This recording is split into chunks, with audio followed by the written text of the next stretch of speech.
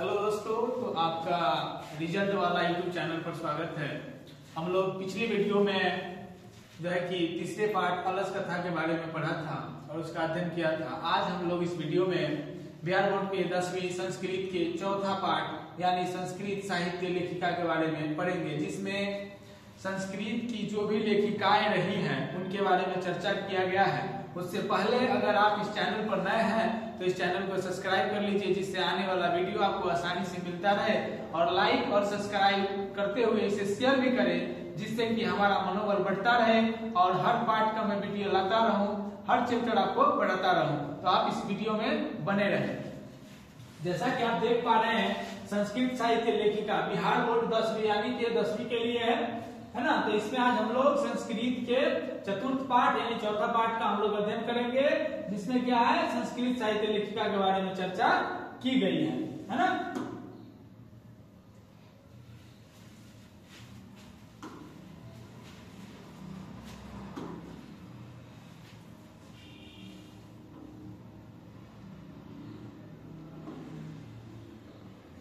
पहले हम लोग पाठ परिचय कर लेंगे, फिर इसके बारे में पढ़ेंगे कि अंदर ये गद्य में कहता क्या है। तो कहता क्या है, ध्यान दीजिएगा आप लोग।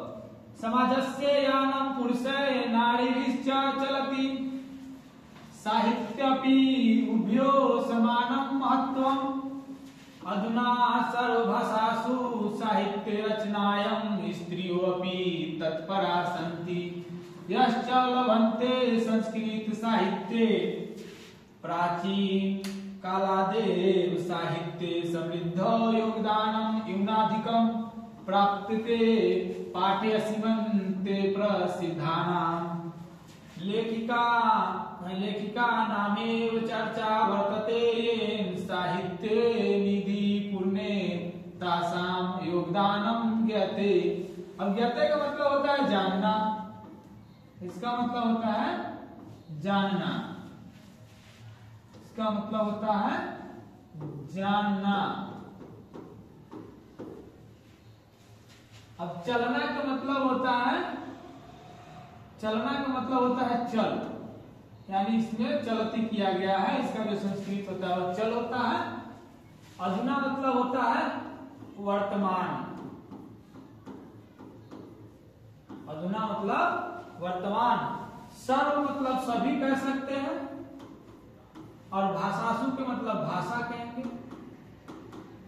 ठीक है। तो कहता है समाज का जो यान है वो नारी और पुरुष से चलता है। साहित्य में भी इन दोनों को समान महत्व दिया गया है। आधुनिक समय में सभी भाषा के साहित्य के रचना और उसे पूर्ण करने में स्त्री भी तत्पर है, जिससे उन्हें क्या है, यश प्राप्त हो रहे हैं, है ना। संस्कृत साहित्य में प्राचीन काल से साहित्य को समृद्ध करने में यानी पूर्ण करने में उनका जो योगदान जो रहा है स्त्रियों का, वो कम अधिक रहा है ना। इस पाठ में प्रसिद्ध जो भी लेखिका रही है, जो भी प्रसिद्ध लेखिका रही है, जिन्होंने रचना किया मंत्रों का, कई वेदों को पूर्ण करने में अपना योगदान दिया, उनके बारे में इसमें चर्चा किया गया है, ठीक है ना। और उनके योगदान के बारे में इसमें बताया गया है, ऐसा इनका पाठ परिचय कहता है ना। तो आपसे पूछा जाएगा कि समाज का यान क्या है, यानी कि समाज किससे चलता है, तो आप कहेंगे नारी और पुरुष से, नारी और पुरुष से समाज चलता है। साहित्य में भी इन दोनों को समान महत्व दिया गया है। आधुनिक यानी वर्तमान में भी सभी भाषाओं के रचना और साहित्य को पूर्ण करने में स्त्री तत्पर है, जिससे उन्हें क्या हो रहा है, यश प्राप्त हो रहा है, यानी प्रतिष्ठा उन्हें मिल रही है। संस्कृत साहित्य के प्राचीन समय में, यानी प्राचीन के मतलब जो वैदिक था उस समय की बात करें, उस समय भी साहित्य के रचना और समृद्ध यानी पूर्ण करने में उनका कम अधिक योगदान यानी सहायता उनका रहा है। इस पाठ में प्रसिद्ध लेखिकाओं के बारे में चर्चा किया गया है और उन्होंने जो योगदान दिया इनको पूर्ण करने में, उसके बारे में बताया गया है ना। अब हम लोग जो है कि पाठ को पढ़ेंगे। ये पाठ परिचय था, यहां तक अगर हम कहें तो ये पाठ परिचय था।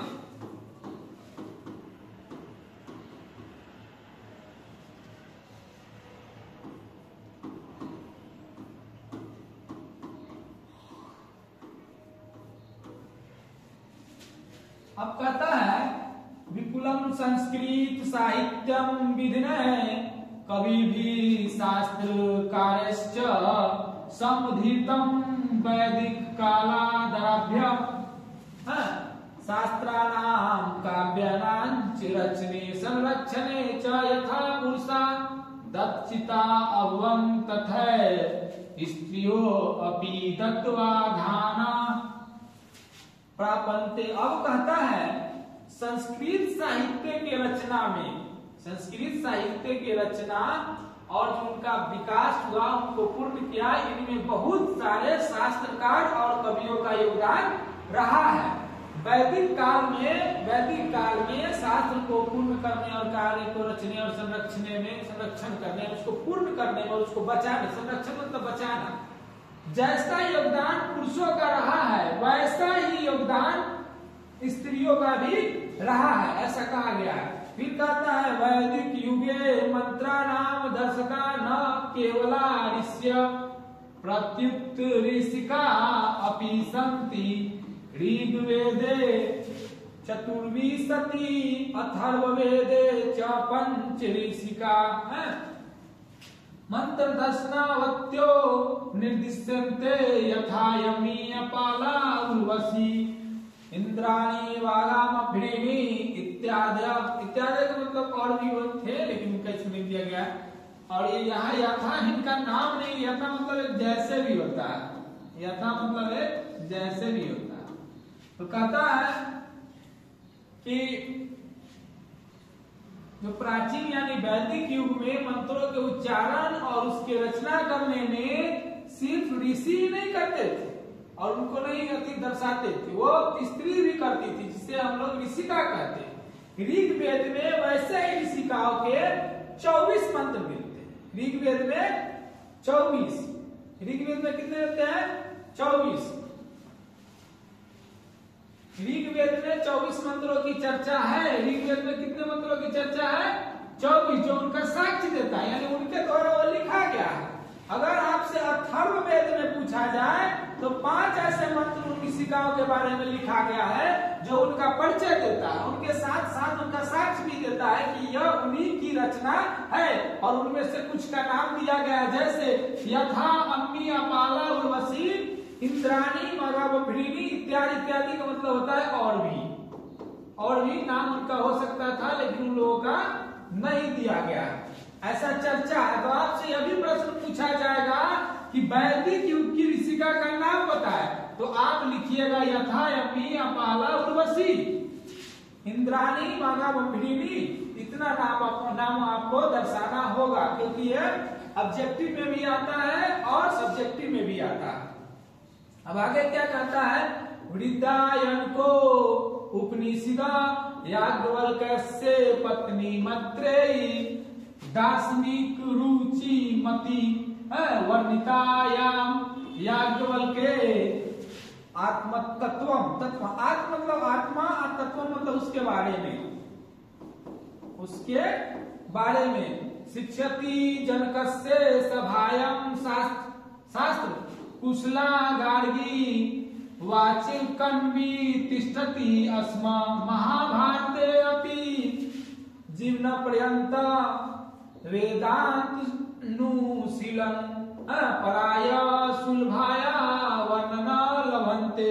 लभन्ते यानी लभ्यते यानी लभन्ते, दोनों का यहाँ द्वितीय लगी है, इसलिए यहाँ पे लभन्ते की जगह लभ्यते हो गया।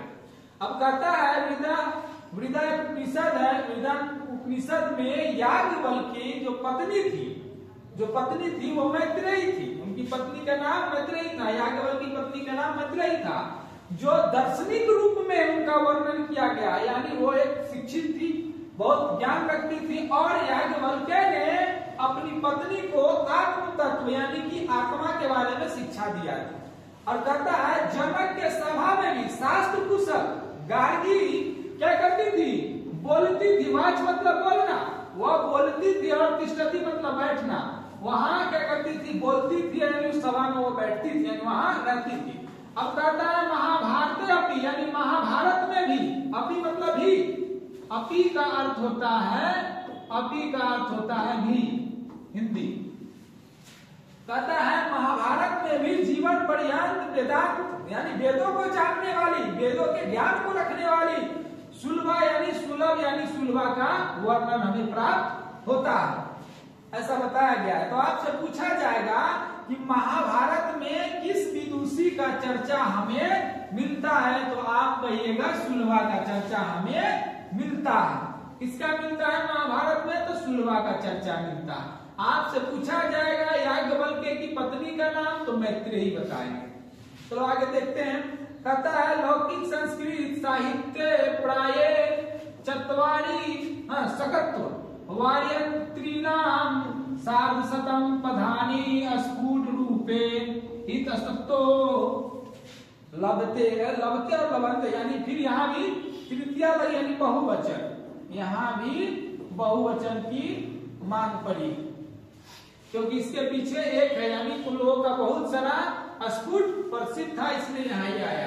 तो कहता है लौकिक संस्कृत साहित्य में भी लगभग यानी प्राय 40 कवित्रियों का चर्चा मिलता है। कितने कवित्रियों का, तो 40 कवित्रियों का चर्चा मिलता है, जिनके लगभग 150 पद हैं।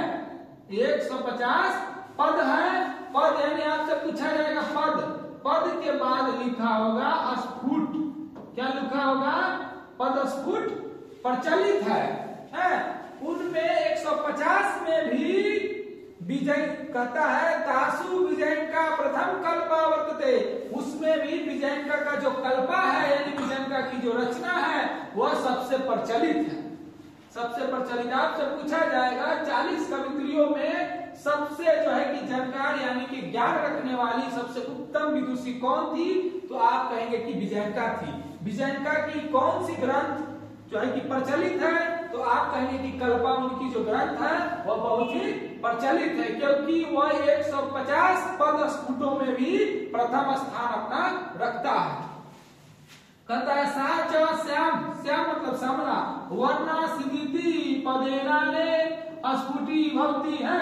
अब कहता है उनका जो उसका जो कलर था, सा मतलब होता है वह, सा का हिंदी होता है वह, वह किसके लिए, स्त्री के लिए है। लड़का के लिए अगर कहेंगे तो स मतलब वो होता है जो पुल्लिंग के लिए होता है ना, ये व्याकरण से अगर समझे तो। च का मतलब होता है और, च का अर्थ होता है और। तो कहता है वह जो थी श्यामली कलर की थी, लेकिन उसका जो पद था वो बहुत ही प्रचलित और बहुत ही अच्छी थी, है ना। आगे क्या कहता है उसी के बारे में दंडी ने लिखा। दंडी ने एक मंत्र लिखा जिसको हम श्लोक के रूप में कहेंगे। तो इस जो श्लोक के रचनाकार है यानी श्लोक के रचनाकार कहे तो इस श्लोक के जो रचनाकार है वो दंडी है। कौन है, दंडी इसके रचनाकार है। तो कहता है नीलो उत्पल दलम श्यामलाम है। अब यह कहता है श्यामा, श्यामा मतलब काला, अदल मतलब यानी कि इसके अनुसार ये यहाँ परिवर्तन होता है क्योंकि यहाँ संधि हुई है ना। कहता है विजयंका, विजयंका, विजयंका मजानता, मजानता मतलब न जानते हुए, ये कुछ छूटा है, मजानता, मजानता यानी न जानना है। दंडिना प्रोक्ता, प्रोक्ता मतलब बोलना। सर्व शुक्ला सरस्वती, सरस्वती मतलब सरस्वती के समान, सर्व मतलब सभी, प्रोक्ता मतलब बोला दंडी ने। यानी नील के फूल के, यानी नील में यानी कहता है ना कमल के फूल कह सकते हैं, या फूल के पंखुड़ी के समान कोमल, फूलों के पंखुड़ी के समान कोमल विजयंका को न जानते हुए, विद्यार्थी की न जानते हुए भी दंडी ने सर्व शुक्ला सरस्वती कहा, यानी उन्होंने झूठ कहा। मिथ्या का मतलब होता है झूठ, इसलिए उन्होंने झूठ ही कहा सर्व शुक्ला सरस्वती। आपसे पूछा जाएगा कि विजयंका को सर्व शुक्ला सरस्वती किसने कहा, तो वो दंडी ने कहा। दंडी ने कहा था उन्हें सर्व शुक्ला सरस्वती, इसलिए कहा था क्योंकि उनका जो कल्पा था वो 150 में भी प्रथम स्थान रखा था, इसलिए उन्होंने उनको सर्व शुक्ला सरस्वती कहा था। कहता है तस्या काला अष्टम सत सत सत सत मतलब ईस्वी कवित्तेनुमित्ते चालुक्य वंशी सस्ते चंद्रादित्य राज्ञी, राज्ञी मतलब रानी, इसका मतलब होता है रानी। विजय भट्टारिका विजयिका इति बहवो मन्यते किंच शीला भट्टारिका देव कुमारिका रामभद्रांबा प्रभृत्यो दक्षिण भारतीया संस्कृत लेखिका स्वस्फुट पधय प्रसिद्धा। अब कहता है, अब उनका जो समय दस मतलब उसका जो समय और काल को मतलब होता है समय। यहाँ काल का अर्थ दिया गया है समय, यहाँ काल का मतलब समय आता है, तो उसका कह सकते हैं या उसके कह सकते हैं। यानी उसका जो समय है 8वीं शताब्दी बताया गया है। यानी विजयिका का अगर समय माने यानी उनका जो समय था यानी काल था, किस काल में उनका जन्म हुआ, यानी उनका जीवन किस काल में रहा, तो आप कहेंगे 8वीं शताब्दी में। उसी शताब्दी यानी 8वीं शताब्दी के ही राजा चालुक्य वंश के राजा चंद्रादित्य की रानी विजय भट्टारिका को लोग विजयिका मानते हैं। यानी अगर आपसे पूछ दे कि विजयिका का दूसरा नाम क्या है, तो विजय भट्टारिका उसका नाम है दूसरा। वो पत्नी किसकी थी, तो चंद्रादित्य की पत्नी थी, ठीक है ना। उसी समय कुछ दक्षिण भारत में प्रसिद्ध लेखिका हुई, उनमें से थी आप देखेंगे शीला भट्टारिका, देव कुमारिका, रामभद्रांबा, ये सब जो थी दक्षिण भारत में प्रसिद्ध हुई। और प्रसिद्ध क्यों हुई, तो यह भी प्रसिद्ध हुई स्व मतलब स्वयं का, यानी अपने, स्व मतलब अपने। यहाँ अगर स्व का अर्थ खोजे तो इसका अर्थ होता है अपने, स्वस्फुट यानी पद के रूप में था, यानी स्वयं के स्फुट के कारण उन्होंने प्रसिद्धि हासिल की और वो प्रसिद्ध हो गए, और वो दक्षिण भारत के रहने वाले थे ये लोग, है ना। तो इस तरह हम लोगों ने अध्ययन किया। आपसे यहाँ पर ऑब्जेक्टिव में पूछा जाएगा याज्ञवल्क्य की पत्नी का नाम क्या है, तो आप मैत्रेयी बताएंगे। याज्ञवल्क्य की पत्नी का नाम मैत्रेयी बताएंगे। महाभारत में किसकी चर्चा मिलती है, तो सुलभा बताएंगे, है ना। आपसे पूछा जाएगा विजयिका को सर्वशुक्ला सरस्वती किसने कहा, तो आप दंडी बताएंगे। आपसे पूछा जाएगा कि दक्षिण भारत की लेखिकाओं का चर्चा करें, तब आपको वहां बताना होगा 8वीं शताब्दी में जन्मे दक्षिण भारत की कुछ प्रमुख लेखिकाएं, और तब आप लिखेंगे शीला भट्टारिका, देव कुमारिका, रामभद्रांबा, यह सभी है ना। ऐसा आप वहां चर्चा करेंगे। चलो इसके आगे हम लोग देखते हैं। अगर आप चाहेंगे तो इसका स्क्रीनशॉट ले सकते हैं, जिससे आपको आसानी हो पढ़ने में, है ना। अर्थ कुछ है इस पर जो आपको पढ़ने में मदद करेगा, इसका अर्थ निकालने में। प्राचीन मतलब प्राचीन मतलब आप पुराना कह सकते हैं, पुराना इसको आप कह सकते हैं। अधुना मतलब वर्तमान कह सकते हैं, वर्तमान कह सकते हैं। सामंजस्य यानी समाज का कह सकते हैं। यहाँ संबंध लगा है, संबंध में हमेशा से जुड़ता है। अयान मतलब कर सकता है चलने का जो भी, और पुरुष मतलब पुरुष होता है। नारी मतलब नारी को जानते हैं कि नारी होता है, नारी मतलब महिला, पुरुष मतलब पुरुष, है ना। अनिम्नाधिकम का मतलब होता है कम अधिक, कह सकते हैं कम अधिक कह सकते हैं, कम अधिक कह सकते हैं इसको, ऐसा उनका चर्चा। चलिए अब हम लोग आगे अध्ययन करेंगे इसका।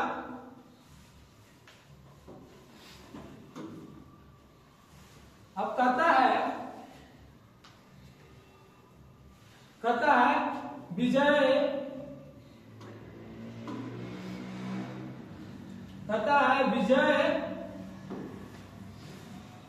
विजयनगर राजस्य, यानी विजयनगर का जो राज्य नरेशा संस्कृत भाषा संरक्षणाय कृत प्रयासा आसान्विति विदित में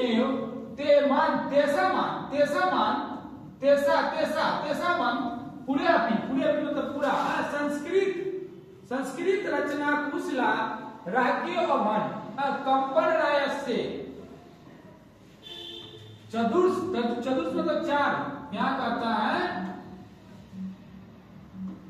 10 मतलब 10, शतम मतलब 100, यानी कि 14वीं शताब्दी के अंतर्गत रानी मतलब राज्ञी गंगा देवी मधुरा विजयम इति महाकाव्यम स्वाभिमानो मधुरे विजय घटनामाश्रित्य रचनायत तत्रानंतरानाम सन्निवेश आवर्जको। वर्तते। अब कहता है विजयनगर के राजा, यानी विजयनगर एक राज्य था, उस राज्य का जो नरेश, नरेश मतलब होता है राजा, नरेश का मतलब होता है राजा, और राज्य के मतलब भी होता है राजा। इन दोनों का अर्थ होता है कि राजा, और राजन मतलब भी राजा है। तो विजयनगर के राजा यानी नरेश ने संस्कृत भाषा के संरक्षण में बहुत ही कृत यानी बहुत ही प्रयास किया, और बहुत सारे ग्रंथों का उन्होंने रचना भी किया, है ना कुशल। और राज्य और भी उनके राज्य में जो रहने वाले थे, जैसे उन्हीं के समय उसके बाद जो हुए 14वीं शताब्दी में कंपन राय, उसी राज्य में विजयनगर के ही राजा हुए कंपन राय, जिनका समय था 14वीं शताब्दी। उनकी पत्नी का नाम था गंगा देवी, जिन्होंने मधुरा विजयम नामक महाकाव्य की रचना की, है ना। वह अपने पति के विजय, मधुरा विजय घटना थी, उस पर आश्रित यानी उसी का आधार लेकर के इसका रचना उन्होंने किया, जिसमें अलंकारों का बहुत प्रयोग किया गया है ना।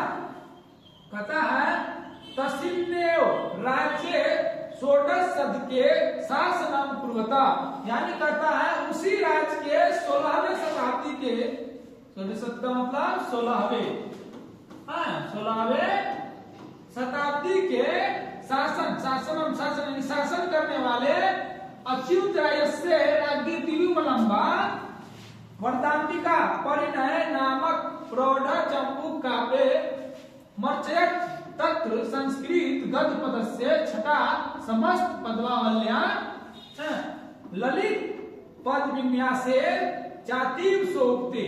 अब कहता है उसी राज्य के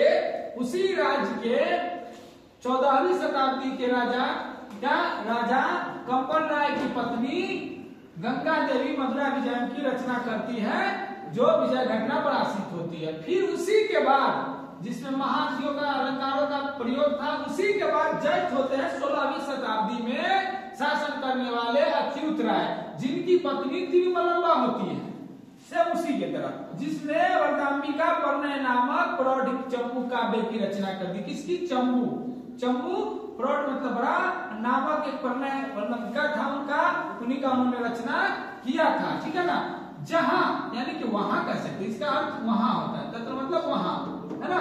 तो कहता है संस्कृत गद्य, गद्य मतलब बड़ा, यानी गद्य और छत का समस्त पदों का बड़ा प्रयोग है, जो ललित विन्यास से भी अधिक शोभने लगता है। संस्कृत साहित्य प्रयुक्तम दीर्घतम समस्त पदमपि तथैव लभते, तथा मतलब उसके साथ कहता है संस्कृत साहित्य में प्रयुक्त उसमें बहुत सारे ग्रंथों जैसे बड़े बड़े होते हैं, उसके अनुसार पद उसमें दिए गए हैं, और वो भी बहुत बड़े हमें प्राप्त होते हैं।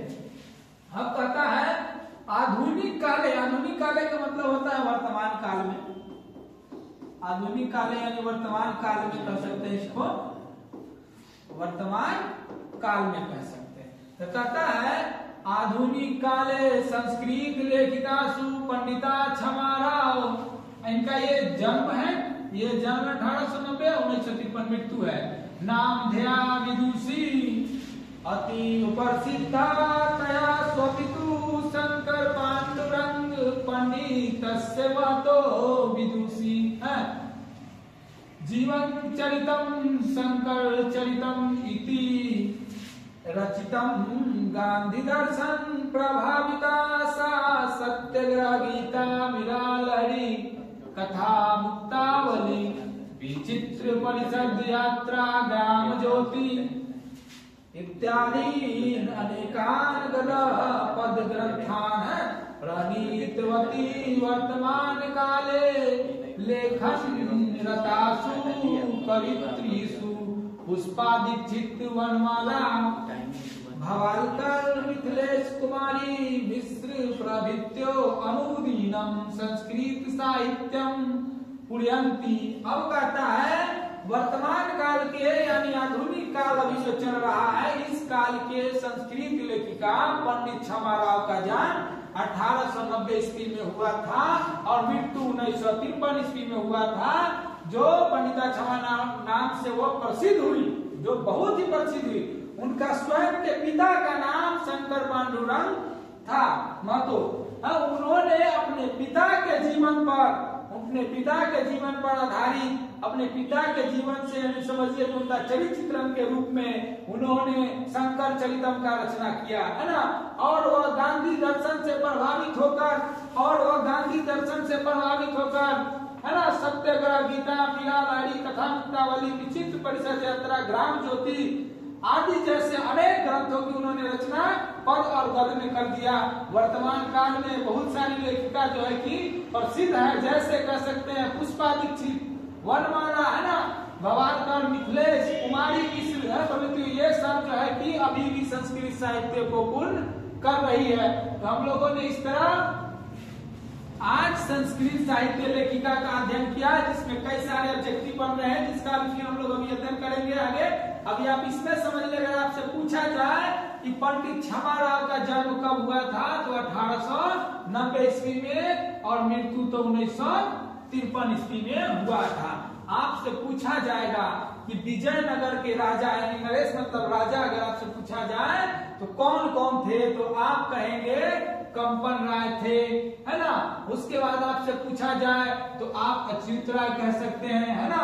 कंपन राय, अच्युत राय, ये सब कहाँ के राजा थे, तो ये सब जो थे ये सब विजयनगर के राजा थे, है ना। उसके बाद आपसे पूछा जाएगा कि याज्ञवल्क्य ने अपनी पत्नी को कैसी शिक्षा दी थी, तो आप कहेंगे आत्म तत्व की शिक्षा उन्होंने अपनी पत्नी मैत्रेयी को दी थी। अगर आपसे पूछा जाए कि महाभारत में किसके जीवन की चर्चा हमें मिलती है, तो आप कहेंगे कि सुलभा के जीवन का चर्चा हमें मिलती है ना। इस तरह हम लोग अध्ययन किए। अब थोड़ा सा ऑब्जेक्टिव अगर देख ले हम लोग, तो कहता है अगर आपसे पूछा जाए कि विजयिका को सर्वशुक्ला सरस्वती किसने कहा, तो आप कहेंगे विजयिका को सर्वशुक्ला सरस्वती दंडी ने कहा था। और क्यों कहा था, तो उनकी जो एक कल्पा ग्रंथ थी वो 150 स्फुटों में भी प्रथम थी, क्योंकि उनकी रचना जो होती थी बहुत कुशल थी, है ना। इसलिए वह 40 कवित्रियों में भी प्रथम स्थान रखती थी, इसलिए उन्होंने कहा था। फिर आपसे पूछा जाएगा कि संस्कृत साहित्य लेखिका में किसकी चर्चा है, तो आप कहेंगे प्राचीन युग से लेकर के वर्तमान युग तक की लेखिकाओं का चर्चा किया गया है ना। फिर आपसे पूछा जाएगा कि सुलभा जो थी क्या करती थी, तो आप कहिएगा वह शास्त्र सुनाती थी और महाभारत में वह बैठती थी। महाभारत में कह सकते हैं तो हस्तिनापुर में वह बैठती थी। फिर आपसे पूछा जाएगा कि जनक के सभा में कौन बैठती थी, तो जनक के सभा में गार्गी बैठती थी। कौन बैठती थी, तो गार्गी बैठती थी। इस तरह आप लोग उसका ऑब्जेक्टिव देखेंगे, है ना। तो फिर कहता है इसमें आप अगर ध्यान देंगे तो फिर कहता है इसमें आपसे पूछा जाएगा कि जो समाज है यानी समाज का यान क्या है, तो आप कहेंगे समाज का जो यान है वो नारी और पुरुष है, यानी समाज जो है नारी और पुरुष से चलता है, ऐसा आपसे पूछा जाएगा। आपसे पूछा जाएगा बृहदारण्यक उपनिषद में किसकी चर्चा की गई है, तो आप कहेंगे याज्ञवल्क्य की और उसकी पत्नी की चर्चा हमें मिलती है वहां। आपसे पूछा जाएगा प्राचीन युग में क्या सिर्फ पुरुष यानी कि संत ही मंत्रों का उच्चारण करते थे, तो नहीं, प्राचीन युग में लेखिका भी इसका उच्चारण करती थी मंत्रों का। इस तरह आज हम लोगों ने बिहार बोर्ड के 10वीं के संस्कृत के चतुर्थ पाठ यानी कहते हैं संस्कृत साहित्य लेखिका का हम लोगों ने अध्ययन किया है ना। इसी तरह हम लोग फिर अगले पाठ का भी अध्ययन करेंगे, तो आप वीडियो में बने रहे, इसके लिए धन्यवाद। और इसको आप शेयर जरूर करें जिससे कि आपके सहपाठी यानी साथी भी पढ़ सके, और इसे लाइक शेयर जरूर करें जिससे कि हमारा मनोबल बढ़ता रहे। इस वीडियो में बने रहने के लिए आपका धन्यवाद। आपका दिन शुभ हो।